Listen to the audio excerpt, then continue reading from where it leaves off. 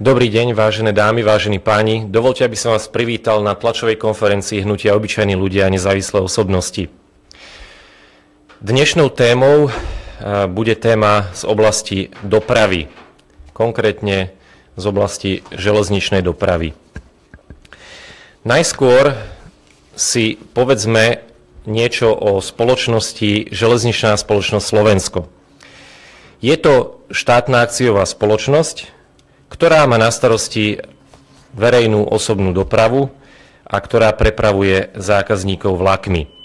V poslednom čase tí, čo sledujú verejné obstarávania, si mohli všimnúť, že táto firma vo veľkom modernizuje, nakupuje, opravuje, prenajíma a môžeme, keď to tak sumárne dáme, tak sú tam obstarávania, významné obstarávania za posledný rok v hodnote 450 miliónov eur. My sme sa teda pozreli, že čo obstarávajú a či vôbec to, čo obstarávajú, je v zmysle účelnosti, hospodárnosti. No a žiaľ musíme skonštatovať, že pokiaľ ide o jeden významný tender na prenájom lôžkových vozňov, tak tuto železničná spoločnosť Slovensko riadne prestrelila. Priblížme si fakty. Železničná spoločnosť Slovensko si chce prenajať na 8 rokov vrátane údržby a oprav 23 vozňov s možnosťou rozšírenia tejto zákazky na ďalších 13 vozňov. Spolu táto zákazka bude na sumu 47 miliónov eur.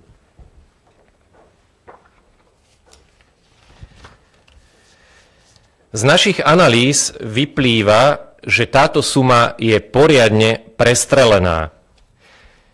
Ak by totiž neprenajímali staré vozne, to môžu byť aj vozne z roku 1995, ale ak by železničná spoločnosť nakúpila nové vozne, vrátane údržby, by nás to podľa rozumných prepočtov stálo iba 26 miliónov eur. Teda my tvrdíme, že tieto vozne by sme dokázali mať nie staré za 47 miliónov eur, ale nové za 26 miliónov eur. Hovoríme o rovnakej báze porovnávania, vrátane údržby a starostlivosti. Ide teda o rozdiel 21 miliónov eur. Po starom, aby sme si tak predstavili, 650 miliónov korún. Je to obrovská suma peňazí.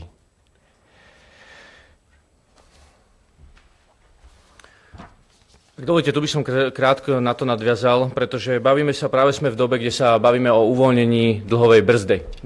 A túto debatu celú spustilo vlastne Ministerstvo dopravy. Práve Ministerstvo dopravy, ktoré takto hospodári s našimi peniazmi. A priamo na tejto samotnej zákazke vidíme, keby sme nehovorili len o prenajme versus nákup, keby sme vynechali aj to, že staré vozne versus nové vozne. Ale pozreli by sme sa iba na sumu, ktorú nás to bude stáť, tak vidíme, že rozdiel v cene je 45%. Ak si spomeniete nedávno na privádzač Lietavská Lúčka, ktorý mal byť obstaraný za 22 miliónov eur a po našom nátlaku, aby táto súťaž bola, aby to bolo urobené verejnou súťažou, verejným obstarávaním, došlo k úspore 36%, čiže v konečnom dôsledku sa tento privádzač vysúťažil za 14 miliónov. Čiže vidíme 45% tu, vidíme len na Lietavskej Lúčke ďalších 36%, pri zákazkách rádovo 20-40 miliónov eur. A tu vidíte, tu chcem aj poznamenať, že naše aktivity majú zmysel, že to, že sme zatlačili, veríme, že aj táto prinesie svoje ovocie, ale chcem tu povedať, že Ministerstvo dopravy, ktoré iniciuje otvorenie dlhovej brzdy, sú majstri plytvania. To sú dva jasné dôkazy a mohli by sme ísť hlbšie do histórie. Sú to zlí správcovia a hospodári a taktiež zlí manažeri. Čo dokázal máj, keď sme mali na schôdzi, práve sme sa bavili o výkupu pozemkov, pretože nezvládli, boli neschopní vykúpiť predražené pozemky v dobe 2 rokov. Takže tuto len chceme to dať do súvisu práve aj s tou dlhovou brzdou, že vidíme, že práve toto ministerstvo otvára túto debatu a pritom samo nevie hospodáriť a nevie manažovať svoj vlastný rezort. Vraciam slovo pánovi Maršovi. Ďakujem. Poďme teraz na niektoré otázky, ktoré z tohto vyvstávajú, že kde vlastne tie obrovské sumy, v ktorých váčkoch skončia? Lebo to není len tak. No a tu je kľúčová otázka, kto vlastne riadi železnice? Kto riadi túto železničnú spoločnosť Slovensko? Je to minister dopravy Arpad Eršek z Mostu Híd, alebo je to predseda parlamentu a predseda SNS Andrej Danko, ktorý má svojich nominantov železničnej spoločnosti a ktorý sa rád hrdí tým, že zasahuje do fungovania tej spoločnosti a máme tu aj rôzne dôkazy a výstupy z médií, kde sám o tom hovorí, akým spôsobom riadi tieto železnice. Koniec koncov spomeňme si na zrušenie RegioJetu a návrat stratových IC-čiek. Tak preto sa teraz obrátime na tretieho koaličného partnera, na premiéra Roberta Fica. Pán premiér, nominanti pána Danka za tichej asistencie ministra dopravy pána Eršeka rabujú pred vašimi očami železničnú firmu, ktorá aj bez toho sa už teraz nachádza v polčase rozpadu. Pán premiér, naozaj vám toto nevadí? Vám je jedno, že železničná spoločnosť sa stala korisťou v rukách politických nominantov, ktorí sa k peniazom daňových poplatníkov stavajú ako k nejakej výhre v lotérii, v zmysle vyhraj voľby a môžeš si bačovať, môžeš všetko. Ďalšie otázky sú, že či ministerstvo dopravy ako hlavný zodpovedný za túto kauzu majú vypracovanú finančno-kapacitnú analýzu potreby týchto vozňov. Ak áno, žiadame, aby ju ministerstvo dopravy urýchlene zverejnilo. Ak neexistuje takáto analýza, tak potom je to o to väčší problém a prúser. Ďalej sa pýtame, táto súťaž už bola uzatvorená. Kto je víťazom tejto súťaže? Ďalšia otázka logická. Budú tieto vozne za tých 47 miliónov eur nové alebo staré?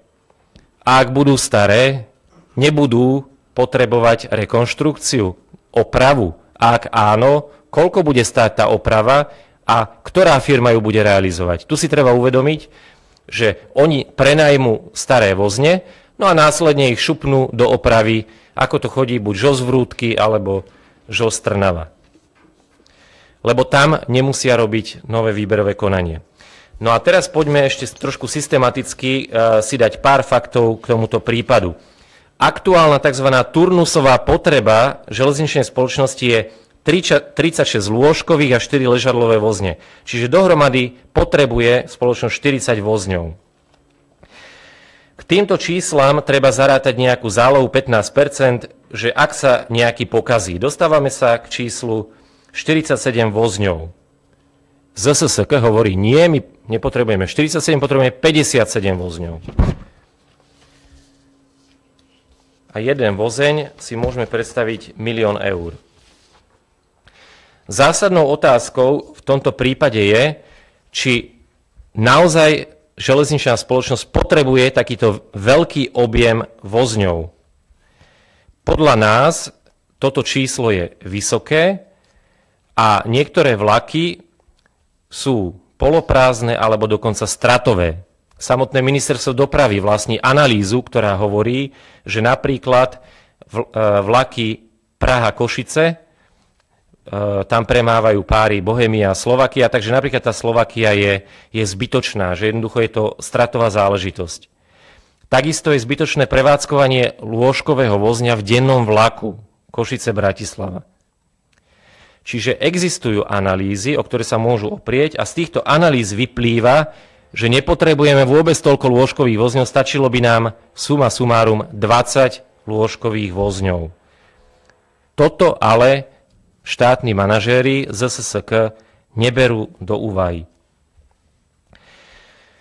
Ak by sa železničná spoločnosť Slovensko rozhodla ležadlové vozne nie prenajať, ale nakúpiť a vo vlastnej režii sa o ne starala, tak by to po tú celú dobu tých 8 rokov stálo dokonca ešte menej, 22,4 milióna eur. Ak zoberieme do úvahy, že dobre, tak nie 20, ale 23, ako chcete, tak ten nákup by nás dohromady stal 25,76 milióna eur. Čiže nie 47 miliónov eur za staré vozne, ale 26 miliónov eur za komplet nové vozne. Úspora 21 miliónov eur. Vážení občania, milí priatelia, 21 miliónov eur. Čo to znamená, aby sme si to predstavili v oblasti dopravy? To znamená, že môžeme opraviť cestu z Popradu do Starej Ľubovne a cestu z Popradu do Svidníka. Komplet rekonštrukcia za tieto z Prešova do Svidníka. Komplet to môžeme zrekonštruovať za tieto ušetrené peniaze. Zhrnuté a počiarknuté, suma sumárum. Železničná spoločnosť Slovensko si ide na 8 rokov prenajať, predpokladáme, že staré lôžkové vozne o 100% drahšie, ako by firmu vyšlo, keby si na tých 8 rokov kúpila úplne nové lôžkové vozne, starala sa o nich, prevádzkovala a udržiavala. Keby ich nakúpila, tak nás tých 8 rokov stojí 26 miliónov eur. Z tohto miesta vyzývame pána premiéra Roberta Fica, aby sa osobne zaangažoval do tejto kauzy, aby zrušil túto súťaž a vyzývame ho, aby v rezorte dopravy zabezpečil manažerskú kontrolu a poriadok. Lebo to, čo sa tam deje aj ohľadom diaľnic, to, čo sa tam deje ohľadom železníc, tieto informácie sú naozaj vážneho charakteru a doslova si to vyžaduje krízového manažéra, ktorý by tam zaviedol aký taký poriadok. Hnutie obyčajní ľudia a nezávislé osobnosti sú za modernizáciu, ale nie takýmto spôsobom, že za obrovské štátne peniaze vyhodíme ich za prenájom starých vozňov, len aby mali naši kmotrovia v pozadí a naši prepojení podnikatelia v Žozvrútky, v Žostrnava prácu na ďalšie roky a mohli tie zbytočné ležadlové vozne dokola opravovať. Takto sa dobrý hospodár nespráva. Ak kapacitne alebo odborne na to vláda nestíha, máme našich spriaznených ľudí, ktorí sa na to už nedokážu pozerať, odborníkov, radi týchto odborníkov ponúkneme, môžeme otvoriť verejnú diskusiu a môžeme tento zlý stav zvrátiť. Posledná veta na záver. Po 25 rokoch sa železnica premenila z dopravného prostriedku na prečerpávačku peňazí do privátnych vreciek. Žiaľ, je to tak. Ďakujem.